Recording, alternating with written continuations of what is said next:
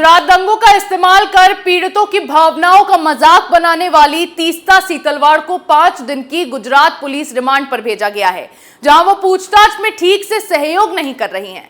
लेकिन उनकी करतूतों की पोल अब धीरे धीरे खुलती जा रही है और ऐसे ही उनके करीबी रहे रईस खान ने मानवता को शर्मसार करने वाली महिला को लेकर बड़ा खुलासा किया है। क्या है ये पूरा मामला, देखिए इस रिपोर्ट में।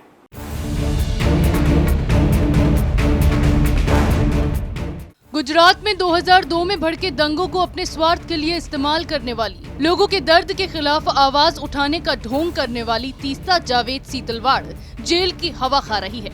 लेकिन साबरमती एक्सप्रेस में सवार कार सेवकों को गुजरात में जिंदा जलाकर मारने के बाद जो हिंसा हुई और जिस तरह से अपने फायदे के लिए तीस्ता ने उसे भुनाया, उसके बाद अब 20 साल बाद उसकी पूरी कहानी परत दर परत खुलती जा रही है।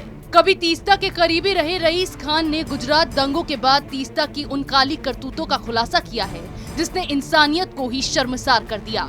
लेकिन कांग्रेस अब भी अपनी करतूतों से बाज नहीं आ रही।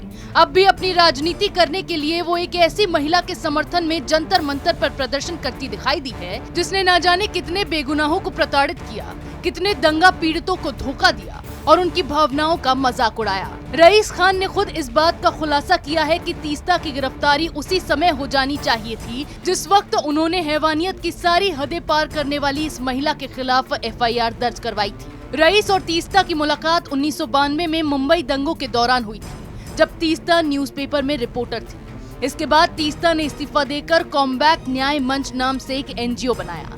इसमें रईस ने तीस्ता की मदद की थी। फिर दंगों के बाद दोनों का संपर्क खत्म हो गया।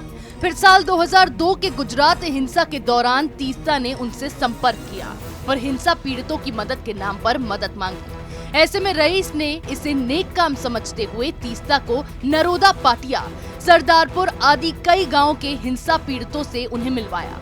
बकौल रईस, तीस्ता ने पीड़ितों के नाम पर चंदा इकट्ठा किया और उनके नाम पर एफिडेविट बनवाकर SIT और नानावटी कमीशन के सामने पेश किया। लेकिन इन सब के बीच रईस ने दावा किया है कि इस एफिडेविट में क्या लिखा था ये पीड़ितों को भी नहीं मालूम था। जब एफिडेविट और बयान में विरोधाभास सामने आया, तब जाकर खुलासा हुआ कि तीस्ता ने किस तरह पीड़ितों की मदद के नाम पर धोखाधड़ी की थी। इतना सब होने के बाद जब रईस ने तीस्ता से इस दंगों के नाम पर मांगे गए फंड से पीड़ितों की मदद करने की बात कही, तो सीतलवाड़ का कहना था कि बड़ी मुश्किल से उन्हें फंड मिलता है और उसमें भी 50% चंदा दिलाने वाले एजेंट ले जाते हैं। ऐसे में जो बचता है उसमें वो कहां से किसी को कुछ देंगी, क्योंकि उनके भी कई खर्चे होते हैं। फिर इसी चंदे में हेरफेर को लेकर रईस ने तीस्ता के खिलाफ शिकायत दर्ज करवाई थी। लेकिन तीस्ता के राजनीतिक रसूख बहुत अधिक थे और पुलिस में भी उनकी बहुत ऊंची पहुंच थी, इसीलिए उनके खिलाफ कार्रवाई नहीं हुई।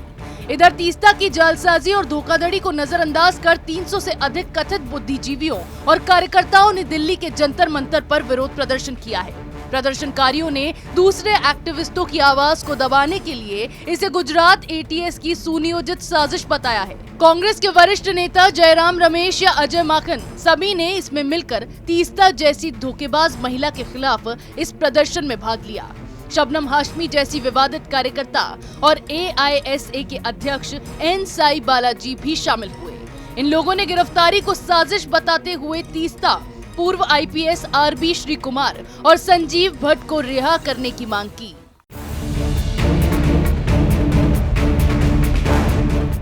तीस्ता सीतलवाड़ ने केवल दंगों के पीड़ितों के नाम पर चंदा इकट्ठा कर उसमें घोटाला ही नहीं किया है, बल्कि जाकिया जाफरी की भावनाओं का इस्तेमाल कर मोदी के खिलाफ साजिश की है, दंगों के सबूतों के साथ छेड़छाड़ की है, गवाहों तक को प्रताड़ित किया है जिससे वो कोर्ट तक नहीं पहुंच पाए।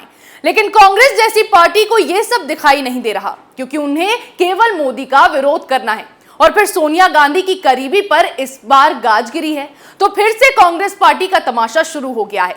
लेकिन कांग्रेस अपना ये ड्रामा कितना भी कर ले, पर 20 साल पहले जो गुजरात में हुआ उसका न्याय अब होकर रहेगा, जिसकी शुरुआत हो चुकी है। ऐसी खबरें हम आपके लिए लाते रहेंगे, तब तक के लिए देखते रहिए कैपिटल TV।